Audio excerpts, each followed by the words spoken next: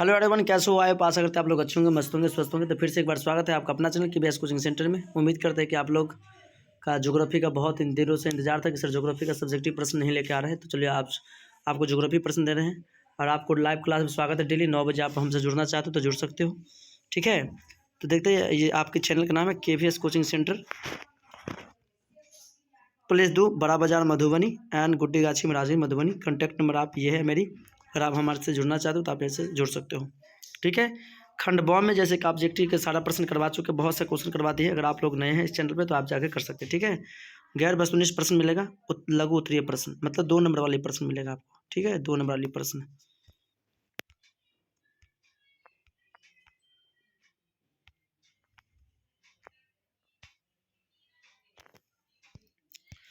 Question number 1 है, मानव भूगोल के 4 उप क्षेत्रों के नाम लिखे। मानव भूगोल के 4 उप क्षेत्रों के नाम लिखे।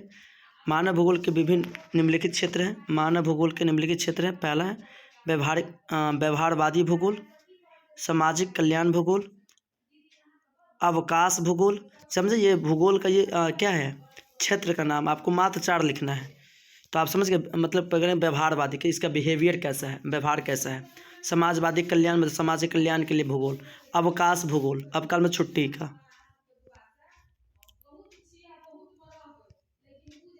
नेक्स्ट है संस्कांसित भूगोल, लिंग भूगोल, ऐतिहासिक भूगोल एवं चिकित्सा भूगोल। तो ये आपको 4 ही लिखना है, मतलब आपको यहाँ पर 7 को दिखा गया, ठीक है। आप इसमें 4 को कोई भी याद कर लो, अभी भी आप बोल बोल के याद कर लो तो आपको कंटिन्यूस याद हो जाएगा, ठीक है। तो क्वेश्चन नंबर 2 है, आप ध्यान देना फटाफट। और आप लोग को वीडियो अच्छा लगे तो लाइक शेयर कमेंट कर लेना, ठीक है। मेरे शेयर दी।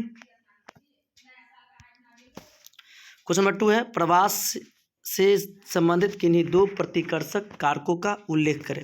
प्रवास से संबंधित, प्रवास समझते हो क्या होता है? प्रवास का मतलब होता है कि एक जगह छोड़ स्थानांतरण, अपने स्थान छोड़ दूसरे स्थान जो जाते हैं उसको प्रवास कहते हैं। तो किन्हीं 2 प्रतिकर्षक कारकों का नाम लिखते हैं। नगर से नगर की ओर प्रवास, ठीक है, और नगर की सुविधाओं तथा आर्थिक अवसरों के आकर्षित होकर नगर की और प्रवास करते हैं। लिंग संरचना से आप क्या समझते हैं? क्वेश्चन नंबर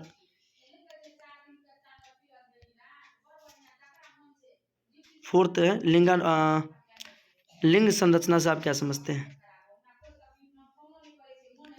तो लिंग संरचना का संबंध स्त्री एवं पुरुषों की जनसंख्या से है, जिसे स्त्री पुरुष का अनुपात में व्यक्त किया जाता है। भारत में इस अनुपात को 1000 पुरुषों पर महिलाओं की संख्याओं के रूप में देखा जाता है। लिंग संख्या की सीधा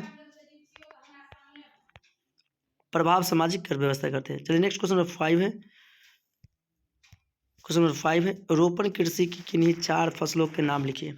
रोपण कृषि की किन्हीं 4 फसलों के नाम लिखिए। तो आंसर देना है, 1 वृक्षारोपण खेती के लिए बड़े पैमाने पर संपत्ति है जो नकदी फसलों में माहिर है। जो फसलें उगाई जाती है उन्हें निम्न इस प्रकार है: कपास, कॉफ़ी, चाय, कोको, गन्ना, सीसल, तेल आदि का बीज। सही है, रोपण कृषि उसे कहेंगे जिसे रोपा जाता है, ठीक है। और आपको बताएं रोपण कृषि के 4 फसलों का नाम लिखना आपको। तो लिखना चावल, ठीक है, कपास, कॉफ़ी, चाय, कोको, गन्ना इत्यादि। रबर, पेड़ और तेल के पौधे। नेक्स्ट क्वेश्चन है, सहकारी कृषि क्या है?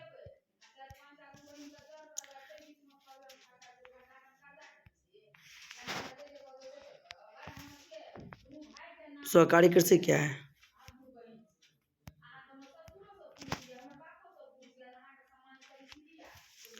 छोटे तथा सीमांत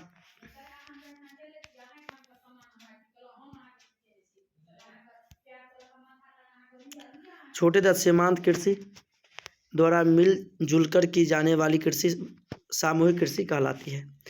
इस प्रकार की कृषि का आधारभूत सिद्धांत यह होता है कि इनमें उत्पादन के साधनों का स्वामित्व संपूर्ण समाज एवं सामूहिक श्रम पर आधारित होता है। मतलब जो सहकारी कृषि का मतलब समझे कि मतलब क्या होता है? एक्चुअली होता है क्या है, एक समूह का स्वामित्व का किसी पर्सनल व्यक्ति के हाथों में न रहकर पूरे समाज के जो हितों में रहता है उसे बोलते हैं सामाजिक, ठीक है, आधारित होता है। तभी से कृषि अपने संसाधनों जैसे भूमि, पशुधन और श्रम को मिलाकर कृषि कार्य करते हैं। सोवियत संघ में इस कृषि को खोज कहा जाता है। क्या कहते हैं? सहकारी कृषि क्या कहता है? खोज कहा जाता है। नेक्स्ट क्वेश्चन नंबर 7 है मेरे प्यारे भाई। उम्मीद करते हैं कि आप लोग वीडियो को लाइक शेयर कमेंट कर लेंगे। और आप पढ़ने वाले क्वेश्चन नंबर 7, दो चतुर्थ आर्थिक क्रियाकलापों का उल्लेख कीजिए और आंसर दो चतुर्थ आर्थिक क्रिया निम्न है जो इस प्रकार है। पहला शिक्षा, पहला क्या हो जाएगा शिक्षा, पहला होगा शिक्षा। अर्थव्यवस्था का चतुर्थ क्रियाकलाप, अर्थव्यवस्था का चतुर्थ क्रियाकलाप जानकारी और बुद्धि से सीधा संपर्क रखता है। शिक्षा मानव के भौतिक और सामाजिक विकास के साथ साथ मानव को एक संसाधन बनाने में भी मदद करता है। ठीक है। क्वेश्चन नंबर 8 है साइबर स्पेस इंटरनेट क्या है। साइबर स्पेस इंटरनेट क्या है, तो आप लोग भी जानते हो कि आजकल दुनिया साइबर का है और कोई भी काम इंटरनेट के अलावा नहीं। तो कल क्या साइबर स्पेस शब्द का पहली बार विलियम गिल्सन ने 1984 में अपनी पुस्तक न्यूरोमांस में इस्तेमाल किया था। साइबर स्पेस संगणक नेटवर्क या कंप्यूटर नेटवर्क द्वारा जुड़कर आपसी संपर्क से बनाने वाले वातावरण को कहते हैं। यह शब्द 1990 के दशक में लोकप्रिय हुआ जब इंटरनेट तेजी से बढ़ रहा था, उसे उत्पन्न होने लगी। परिस्थितियों और सामाजिक मानसिक परिघटनाओं के लिए संक्षिप्त शब्द की आवश्यकता हुई। कई समीक्षाओं को मानना है कि उतरी हुई कृत्रिम वास्तविक आर्टिफिशियल रिमोट एरोटिस्ट संबंधी प्रौद्योगिकियों साइबर वातावरण में एक बड़ा बढ़ावा करेगी। ठीक है। नेक्स्ट क्वेश्चन है मेरे शेर ध्यान देना, बहुत अच्छे से आप समझोगे फटाफट। क्वेश्चन 9, स्थान एवं स्थिति के मध्य अंतर बतलाएं। स्थान एवं स्थिति के मध्य अंतर बतलाएं। आंसर, स्थान का संबंध उस भूभाग से है जहां मानव बस्ती बनाकर रहते हैं। स्थान समझे, स्थान किसे कहेंगे, मतलब जहाँ पर मानव वहाँ पर रहते निर्भर रहते हैं। साथ ही वे अनेक जीवन उपयोगी क्रियाकलापों में संलग्न रहते हैं। जबकि स्थिति का संबंध उन भौगोलिक व पर्यावरणीय दशाओं को अलावा समिष्ट बस्तियों से है जिनसे एक बस्ती प्रभावित होती है, मतलब वहाँ पर निर्भर रहते हैं।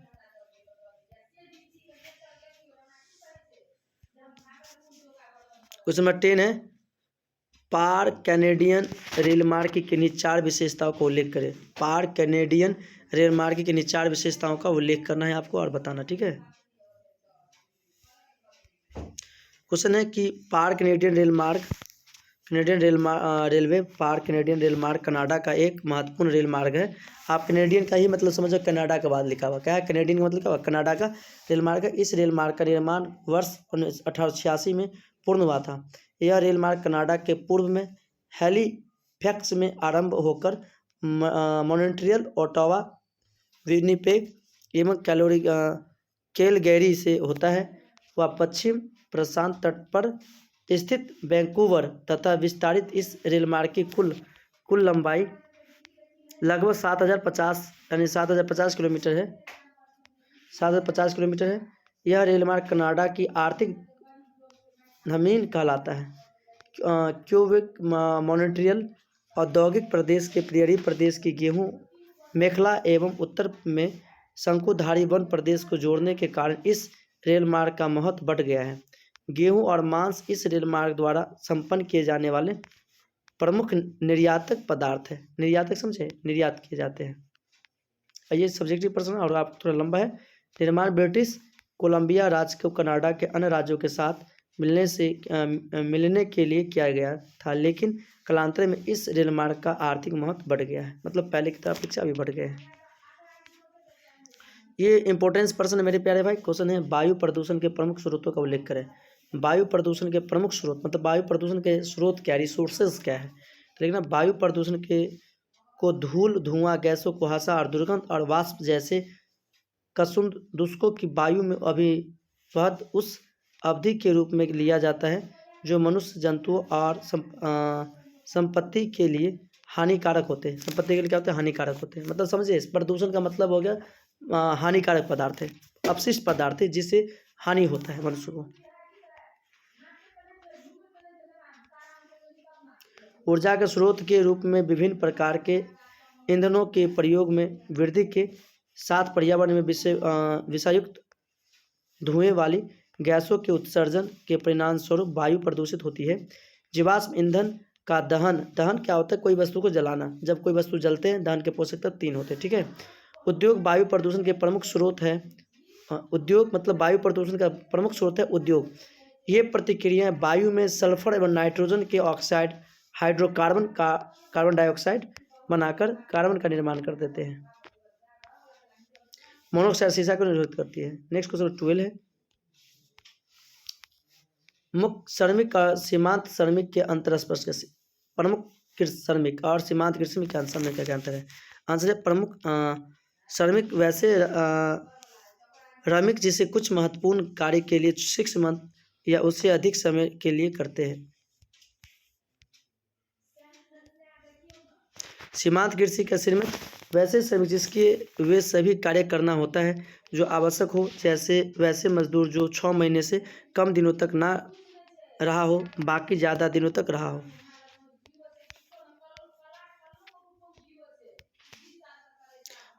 क्वेश्चन नंबर 13, 2011 की जनगणना के अनुसार भारत में 2 सघनतम जनसंख्या घनत्व वाले राज्यों का नाम बताओ। तो एक हो गया बिहार, एक हो गया पश्चिम बंगाल, ठीक है। आप दोनों का राजधानी कमेंट करके बताना, ठीक है। क्वेश्चन नंबर 14 है, फसल गहनता की गणना कैसे की जाती है? तो देश की तेजी से बढ़ती जनसंख्या खाद्य एवं अन्य जरूरतों को केवल 2 ही तरह से पूरा किया जा सकता है। एक या तो विशुद्ध कृषक क्षेत्र में वृद्धि की जा सकती है या दूसरे मौजूदा कृषि क्षेत्र में फसल गहनता को अपनाया जाए। देश के शुद्ध बुआई क्षेत्र में स्वतंत्रता के बाद लगभग 20% की वृद्धि हो चुकी है और यह उस बिंदु पर पहुंच गया है जिसके बाद सुगमतापूर्वक कृषि की गई है। फसल गहनता के अंतर्गत एक ही खेती के लिए कृषक वर्ष के दौरान कई फसलें प्राप्त की जाती है। इसे निम्न सूत्र द्वारा स्पष्ट किया जा सकता है। फसल गहनता इक्वल टू सकल फसल के शुद्ध बुआई के गुने 100। क्वेश्चन नंबर 15 है, उत्तर भारत में सिंचाई के मुख्य स्रोत क्या है? उत्तर भारत में सिंचाई के मुख्य स्रोत क्या है? आप कमेंट करना फटाफट।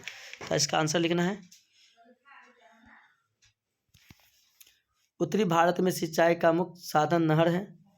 वर्ष भर बहने वाली नदियों की अधिकता तथा मुलायम मिट्टी के कारण उत्पन्न उत्तर भारत में नहरें बनाना एवं उससे सिंचाई का करना आसान है, ठीक है।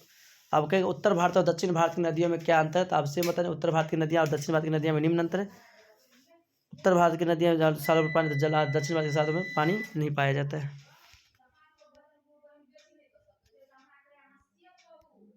क्वेश्चन नंबर 16 है, ऊर्जा के नवीनीकरण तथा अनवीनीकरण स्रोतों में अंतर स्पष्ट करें। नवीनीकरण क्या होता है, अनवीनीकरण क्या होता है? ध्यान देना, बहुत पॉपुलर क्वेश्चन है मेरे प्यारे भाई, आप अंत तक बने रहना, फटाफट आपको क्वेश्चन देखने को मिलेगा, ठीक है। तो उत्तर भारत का लिखना, नवीनीकरण योग्य वैसे ऊर्जा जिसका विनाश हो तो परंतु पुनः वह लगातार ऊर्जा देते रहे।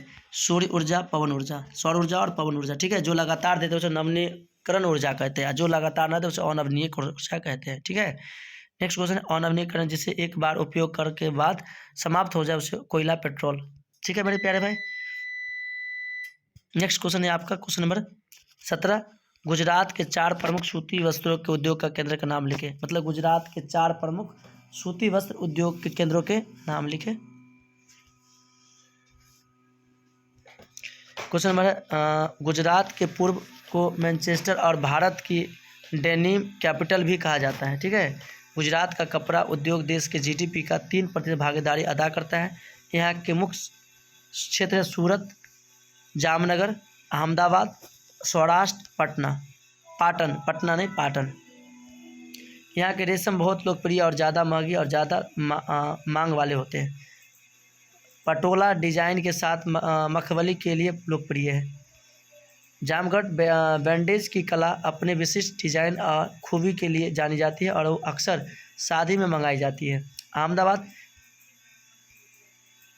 यहाँ सूती मिल और उत्पादन गुजरात का 50 रुपये, सूरत और अहमदाबाद अकेला उत्पत्ति के देखते हैं। नेक्स्ट क्वेश्चन 18 नंबर प्रश्न है और आप लोग 18 नंबर प्रश्न का आंसर देंगे, ठीक है। क्वेश्चन है आपका, स्वामित्व के आधार पर उद्योग को वर्गीकृत करें। लिखना सार्वजनिक उद्योग, सार्वजनिक क्षेत्र वैसे उद्योग जिनके क्षेत्र देखे जा गए जहाँ संचालन सीधा सरकार के द्वारा किया जाता है, जैसे BSNL, सेल, बेल। निजी क्षेत्र वैसे है क्वेश्चन है, निजी क्षेत्र वैसे उद्योग जिस पर किसी एक व्यक्ति या कंपनी का अधिकार हो, वैसे उद्योग का ज़्यादा से ज़्यादा धन कमाए प्राथमिक उद्देश्यों को, जैसे कि डिस्को, डाबर। नेक्स्ट क्वेश्चन है आपका, संयुक्त उद्योग वैसे उद्योग जो सरकार और निजी कंपनी दोनों साथ साथ चलती है, वैसे उद्योग को ही संयुक्त उद्योग कहा जाता है। Oil India limited, OLC। सहकारी क्षेत्र के वैसे उद्योग जो सहायता मदद कर मिल निर्भर हो, वैसे कच्चे माल जिसमें पूर्ति के करने वाले उत्पादों को श्रमिकों या दोनों के हाथ में होता है, जहाँ लाभ व हानि दोनों अनुपातिक रूप से विभाजन किया जा सकता है, जैसे सौराष्ट्र, महाराष्ट्र और उद्योग की केरल नारियल उद्योग। नेक्स्ट है 19, पतन और पोतसराय में अंतर स्पष्ट करें। 19 है पतन और पोतसराय में अंतर स्पष्ट करें।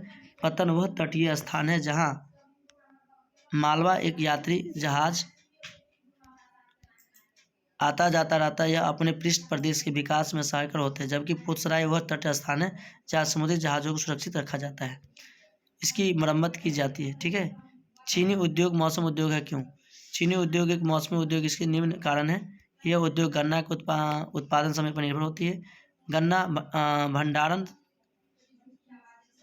लंबे समय तक उद्योगों के चलाया जा सकता है, गन्ना के निश्चित समय और काटा जा सकता है। Thank you, best of luck, bye bye, ta-ta. अगर आपको वीडियो अच्छा लगा हो तो लाइक शेयर कमेंट कर जरूर कर लेना, और 9 बजे हम डेली लाइव क्लास में आपको स्वागत करते हैं। हिंदी का डेली लाइव क्लास होता है। Thank you, best of luck, bye bye, ta-ta. ठीक है, मिलते हैं नेक्स्ट वीडियो के साथ।